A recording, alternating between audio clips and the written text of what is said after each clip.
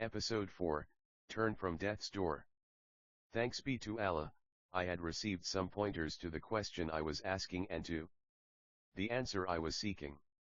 This in no way implies that I am the Mahdi.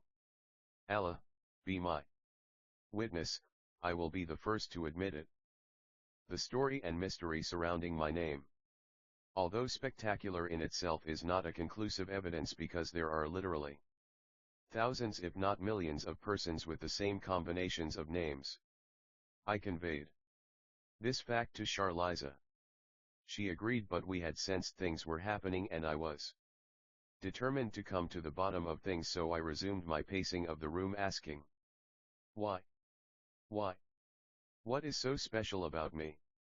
According to my mother, bless her, I was a healthy 7 pounds baby on the day I was born. I maintained a steady growth and enjoyed robust health up until 6 months.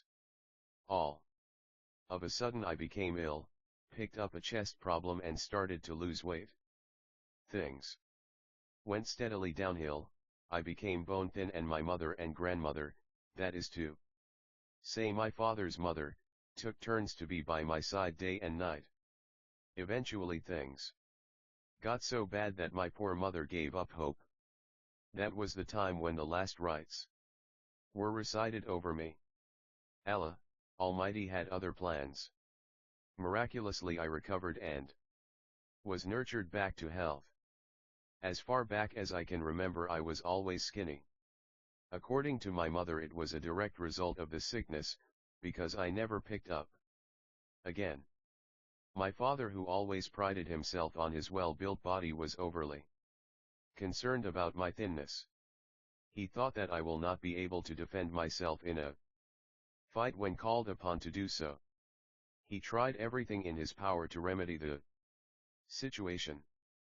I had to drink various expensive tonics and make regular exercises like pulling springs, all to shore up my sparse frame, but it was to no avail.